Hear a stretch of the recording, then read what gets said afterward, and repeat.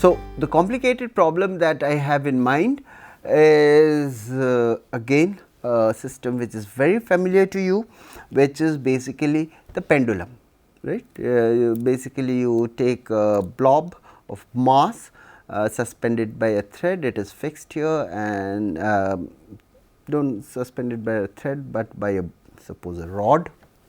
You will soon know why I am saying that, and basically the thing oscillates like this, right. And what you do is, so basically the equation for such a pendulum is d2 theta dt2 equal to minus g, g being the acceleration due to gravity 9.8 meters per second, L being the length of the beam, and d2 theta dt2 equal to minus g by L sin theta, right. You can just look up your classical mechanics book and you will get the derivation of this. What do? We often say, oh, for small theta, sin theta equal to theta, and we write down the equation as minus d2 theta dt2 equal to minus g by L theta, which is nothing but again the equation of a spring, right. So, basically there is a one to one mapping with this. This is for small oscillations, it goes periodic oscillations. So, of course, you have neglected friction, the friction due to air, and you can put that in also, since now you know how to solve equations 1 plus y square, that n square, that was a nonlinear equation, right. Anyway, so for this you have which is just equivalent to this, put g by L equal to 1. So, you have nothing except this equation, similar to this equation where k by m was equal to 1, and we have done the solution, but the small oscillation case one can do easily analytically, there is no problem, right. But what would happen if you actually kept sin theta? You did not have. So, if you had large oscillations, then you can't work with this equation, right. Then you have to work with this full equation, because you can't take the approximation of sin theta equal to theta. Suppose the pendulum was like this, right, and you give it a large kick. So, that the theta which will be explode will be large, then you can't find its motion by the simple harmonic or the sin theta equal to theta approximation, which will convert it to the equation of a spring, and now you can analytically you do it. So, we want now to solve for the full equation. Sin theta, as you would know, can be written as x minus x cube by 3 factorial and so on and so forth. It is a highly nonlinear function. So, basically what are you doing? You are solving a second order differential equation nonlinear, right, with all the complexity. What will you do? Well, the equation instead of this now becomes this, right, d2x dt2 equal to minus d2x dt2 equal to minus sin x. I have just written for in terms of x, change the variable from theta, because in general we are learning how to solve nonlinear differential equation, right. And now this is the operating equation, and just like we wrote down a second order differential equation, we broke it down into two first order differential equations. So, now these are the two. So, the first derivative you define by some new variable v, right, where in this case you can give a physical meaning dx dt equal to v, the velocity, but in general you might not need to or might not want to, and dv dt equal to minus sin x, right. And now basically what changes is nothing but the value of f1 f0 v and then f1 v, where you were previously using minus x, now it is minus sin x. But suppose you give the same initial condition as before, then you can easily solve this, you get the solution of these two equations, x as a function of t and v as a function of t for the same initial conditions, say, right. Now, here I want to say something. Now, you know, even before trying to look at the entire solution, you know that for small x, sin x equal to x. So, even if you solve this equation in full glory, and suppose was v equal to v, the initial velocity, right, was some small number 0.1 or 0.01, right, that is a small velocity, then of course, though you are solving a different differential equation, but since sin x equal to x for small x, and basically the system will deviate away from its equilibrium position, the pendulum will deviate away from its equilibrium position by a rather small quantity. So, you know that the solution will be very similar to what you would get if you had used d2x dt2 equal to minus x. And in fact, first of all, since sin x is an unknown problem to you, right, whose solution you can't exactly envisage, you should plot, you should do the solution with a very small perturbing term v equal to 0.01 or even smaller, and see whether you are getting the same solution that you would have got when you had solved the previous equation, right. Now, once you have done that and you are assured that your Runge-Kutta scheme is working perfectly, even with having changed just one term f0 v and f1 v and f2 v, this has to be the new, those are the only things you have to replace. You can start playing around so that you give a higher kick. So, basically you have a pendulum, you are giving it a higher initial velocity. Of course, you are free to also give x0 to some finite value 0.3 or whatever, as well as v0, those are your choices, the initial conditions are your choices, right. But after checking that, only you should do that, and now you can have a look at the solution of how this pendulum moves, actually x as a function of t and v as a function of t in its full glory. Moreover, you have access to the energy, right, energy should be conserved. There is one small detail to be careful about. Previously, you were using the expression of energy equal to half mv square plus half kx square. Half kx square is the potential energy when the force is minus kx. However, now the force has changed to minus sin x, right. And so, the expression for the potential energy is not half kx square anymore, but minus cos x. So, the total energy of the system will be half mv square minus cos x. So, that is the integration, and that is the thing which is conserved, and you should of course, even for large amplitudes, this should always hold, and you should check that out, right. So, I will leave it to you for you to check the solution x versus t and v versus t for small kicks, small values of v0, the initial velocity. So, here what I am going to show you is the Runge-Kutta solution, where I plot x, v and then energy and the potential energy and the kinetic energy as a function of time, where I have given the initial kick v0 to be 1.8, right, x0 remains 0 at t equal to 0, and what you see is x of course oscillates. There is this black curve, the red curve is the velocity, so that you can see clearly. Let me, so that also is, but it is not a sine curve anymore, right. Previously x versus t and v versus t were sine and cos functions, but it is not. If you look carefully, if you blow up, you can see that you can easily see some deviations, right. This is relatively a straight line, and similarly you can fit to it and check, right. And the blue curve is the energy, which is conserved as it should be, thankfully, else you should be worried. So, this blue curve is the energy, it is completely conserved with the right expression for the potential energy. and I have plotted the potential energy and the kinetic energy as well, and then you can plot it and analyze it and convince yourself about it. But then what you could do is also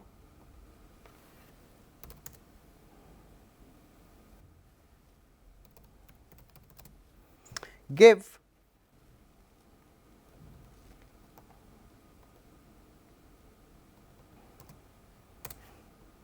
but then you could also give the initial velocity v 0 to be 1.9 and maybe 1.99, right, and give it 2 and exactly 2, and then you will see that x is basically, see, the range of time over which I have integrated is 100. So, that is a pretty long time. You were having many oscillations, if you remember, in even 24 in time t equal to 20, because the period of oscillation was 6.28. But here I am integrating up till 100, but x is increasing, but remaining flat for a very long time, and then coming down again. That is an oscillation, but it is nowhere close. So, if you plotted it over a range of say 20, right, you would see that okay, the position starts from 0, increases because you have given a finite kick, but then it remains flat, means there is hardly any change in x. Can you physically visualize this? This is basically this case. Suppose this was a pendulum and you gave it exactly the kinetic energy, so that it would overcome, the kinetic energy is just enough and it will overcome its potential energy. And if you give it the right velocity at this point, all the kinetic energy has been converted to potential energy. If it has been exactly equal, it would come here and stay as an equilibrium position, but here its velocity will be very low, right. And if you give your initial velocity for k and m equal to 1, if you give it to be 2 or 1.99, then it has just enough kinetic energy to overcome all the potential energy, but here it starts to move very slowly till it decides to return back, right, and that is exactly what you see. So, it is basically x has increased or theta has increased, if you like, 3 to 3.14 pi, and then it remains at that angle for an extremely long time compared to previous case when you were doing simulations with d2x dt2 equal to minus kx. This you will see only for sin x, and then it again decides to go back, and correspondingly the velocity you would see, and this is this red curve, and you should check it out for yourself, remains nearly 0 for a very long time, right, and then it goes to the other side, velocity becomes negative, right, and so on and so forth. So, check this out, and I will also show you what happens when you give a kick v 0 at the initial time t equal to 0 is say 2.3, and then what do you expect? You expect the pendulum to go round and round, and do you get that solution? Let us check.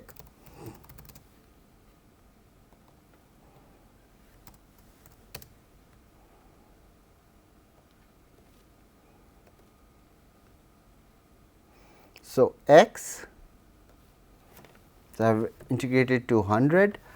What you see is x is constantly increasing, and what that means, or if x is theta, it's basically covering and then going like this continuously. So, theta x keeps on increasing, right. On the other hand, as the pendulum goes from here to here, its potential energy would increase, here the kinetic energy would this position would be the maximum, those will keep on going in oscillations, increasing and decreasing. That is exactly what you see here, where this orange line is the potential energy, the magenta line is the kinetic energy, and total energy is conserved as before, even over larger integration scale of integration time t equal to 100, right. So, now to look at a slightly more complex problem. Till now what have you been looking at? So, there is one particle and it had a spring interaction. So, you were updating its position and velocity, and later what you did, instead of the spring you instead of the spring for which the force term is minus k x, you basically substituted it by minus sin x, right. So, it is still a one particle problem. Now, instead of a one particle problem, let us look at a n particle problem. What would be the physical picture in mind? Vibrations of a string. We have all studied in class about the vibration of a string, and what happens, suppose there is a straight string like this, right, and then suppose you pluck it, and then the entire spring vibrates, and you have studied about normal modes to analyze the problem. Now, suppose you wanted to know the position of each of the points on the spring, right, and you wanted to know it exactly. Of course, this is a toy problem to learn about coupled differential equations, but suppose you wanted to do that. To do it computationally, what you would do is discretize the positions of the particles on the string. So, now suppose basically what you have is, this is the string like this along the x direction, and you have various particles fixed at discrete points along the x direction. So, this is particle number 1, particle number 2, particle number 3, particle number I say, okay, which is on the left hand there would be essentially I minus 1 and I plus 1, and there is L particles, L could be 50 suppose, right, and they are fixed at positions x equal to 1, x equal to 2, x equal to 3, x equal to 4. There is nothing holy about these positions, because the x position is not changing. You could as well put them as x equal to 0.1, x equal to 0.2, x equal to 0.3. It is thus just this x direction, different points along the string. But what makes these particles move is the displacement in the y direction, which is, so this is your string, you have plucked it suppose, and now it will start vibrating. So, along the y direction, the position of each of these particles will go up. So, suppose at a certain instant in time, suppose particle number 2 has been displaced to this magenta color, this position, particle 1 is still has not moved, particle number 3 has moved here, and particle number I has moved here, and so on and so forth, right. So, then what would be the equations of motion? Well, it will be basically I am writing second order differential equation, Newton's equation, into two first order differential equations. Hence, just as before, dy I for the ith particle dt equal to V I, the velocity of the particle I, and the force equation is this dvi dt. dvi dt is the acceleration, m into dvi dt equal to force equal to minus, so k by m, right, and the distance in the y direction. So, if this is y 3, so y 3 minus y 2, that is the force acting on y 3 essentially, and whatever and its other neighbor.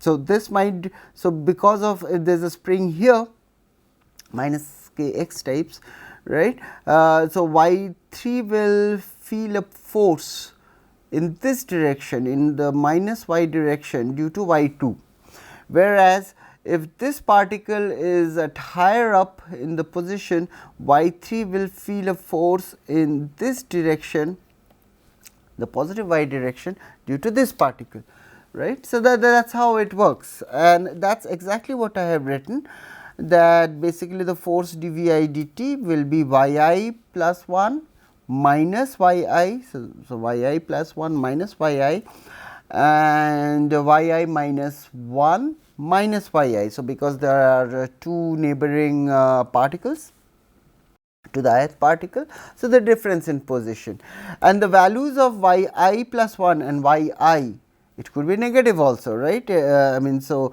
in some case it could be negative or positive, and that will take care of the direction of the force. We just have to write down the equation properly, discretize it, and the direction of the force will automatically be taken care of, right.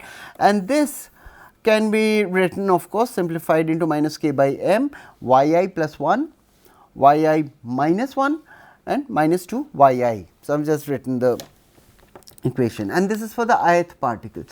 Similarly, you will have a equation for the I plus 1th particle, which in turn, so this equation depends only upon the value of v I plus 1, the velocity of the particle, but here for this the I plus 1th particle, the velocity of the I plus 1th particle depends upon the position of not only I plus 1, but also upon I plus 2 and I. Just like here the velocity of the ith particle depended upon the position of the ith particle as well as I plus 1th particle and I minus 1th particle, right. So, what? So, the point is that the equation of motion of the ith particle depends upon the position of the I plus 1th particle and I minus 1th particle. Similarly, the velocity of the next particle depends upon its neighbor. So, this is essentially a strongly coupled equation, right. It is a coupled equation, and that is why in your classical mechanics normal modes analysis class, you did a normal mode analysis to make it a uncoupled equation. But suppose you want to do it in real space and you want to solve this equation. So, you are essentially solving, right. If there are 50 particles, you will have essentially a differential equation for V I equal to 1 to 50, right. So, essentially you will have 100 differential equations, and if you have 20 particles, you will have 40 coupled differential equation, because V 1 depends upon the position of the second particle. The velocity of the second particle depends upon the position of the first particle and the third particle, and the position itself is governed by a differential equation, right. The position itself is governed by a differential equation. So, this is a coupled differential equation. So, essentially you have to solve a set of equations, right. Second order converted to first order, double the number of first order differential equations, and if you have 20 particles, you have 40 coupled differential equations, 20 for the velocity coordinate of each particle and 20 for the position coordinate of each particle, right. Moreover, to simplify the problem, what you could do is assume periodic boundary conditions. Of course, you can do it with fixed boundary conditions also, but let us assume periodic boundary conditions. That will make the things life a little simpler, because now the first particle will not only feel the force from its neighbor, but the first particle will feel the force from the lth particle, right. So, each particle will have two neighbors essentially. If you did not have periodic boundary condition, then the first particle and the last particle would interact with only one neighbor, right. Whereas, of course, 2, 3, 4, 5, 6, they have all two neighbors, one neighbor on the left and one neighbor on the right, but the first particle and the last particle would not have neighbors if you did not have periodic boundary conditions. So, by assuming periodic boundary conditions, I am actually simplifying the problem, that the first particle has a neighbor in 2, the other left neighbor is in L. Similarly, the lth particle, the last particle along the line, would have the left neighbor as L minus 1, whereas the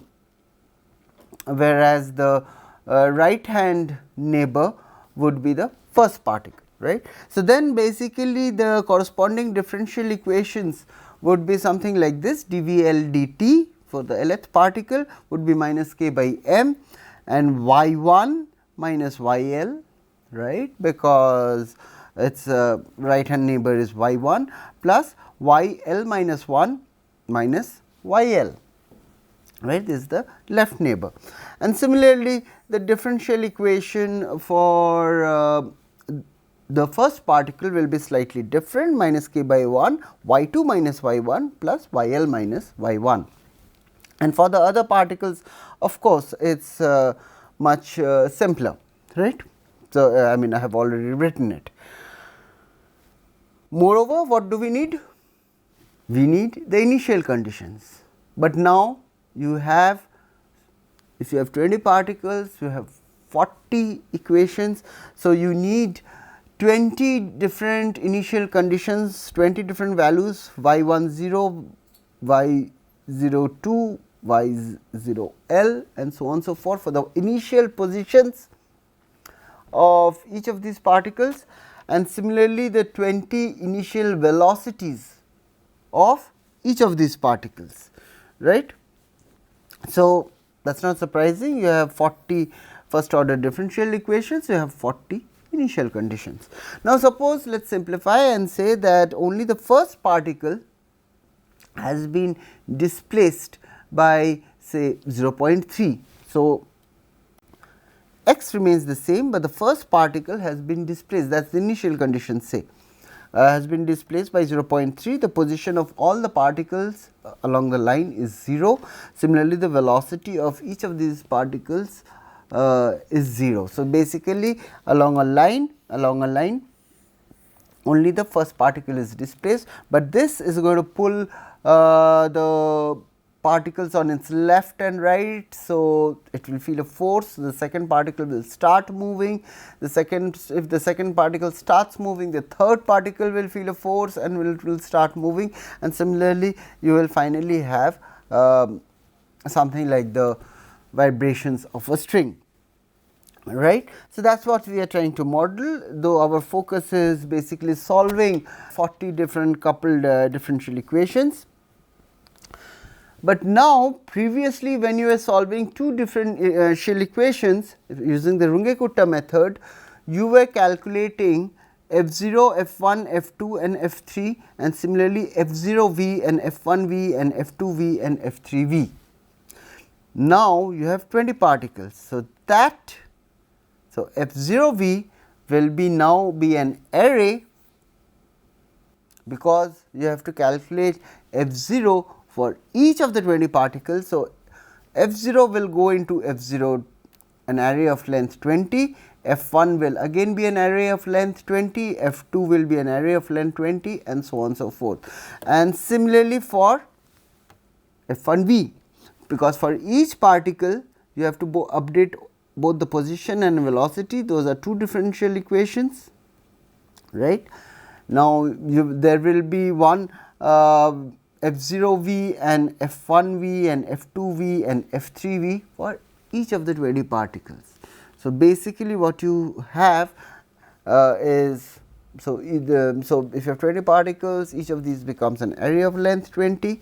Similarly, previously you were updating the position and velocity of one particle when you are looking at m d2 x dt2 equal to minus k x, which you solved previously, but now you have 20 particles. So, your position array is of length 20 and your velocity array is of length 20, and you have to initialize them, the initial velocities, and keep updating the values of y and v by the Runge-Kutta method, because you are solving the differential equation, so that you get y as a function of t and v as a function of t, right. That is what you are doing in the by solving the differential equation.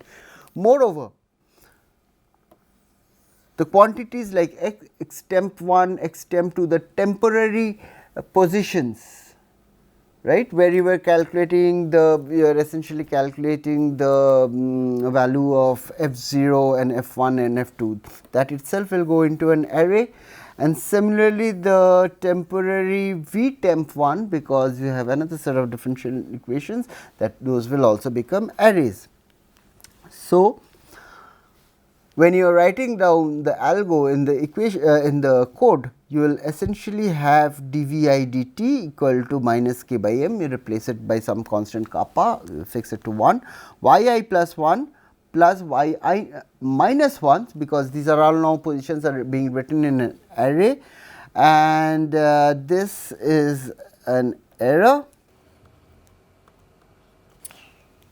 and this will be basically yi plus 1 plus yi minus 1 minus 2 yi, right, because the y coordinate is being written in arrays, right, and this is essentially equal to f 0 v. Now, once you have calculated f 0 v for each of the particles, you can just update and calculate this temporary corresponding to temporary position, sorry, not the position, the velocity.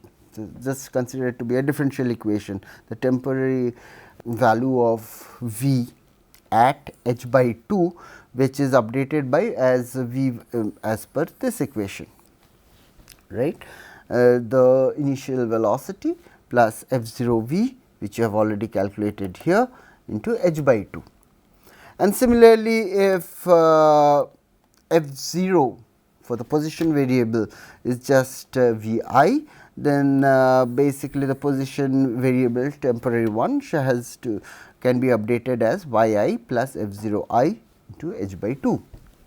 And of course, you have to calculate then the value of y 2 and similarly v 2 and y 3 and v 3, and finally, you will correspondingly calculate f 0 all these quantities for each of the particles, and then update the actual position. Those are those temporary calculating the values of f 0s at different points within the interval, and then you average over and then calculate the final update the values of y and v, right, the solution of the differential equation.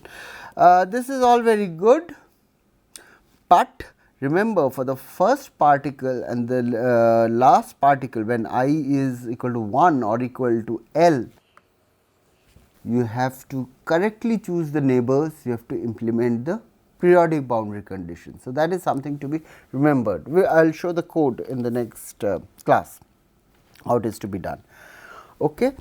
So, that is basically it, but there are still some buts, you have to be careful.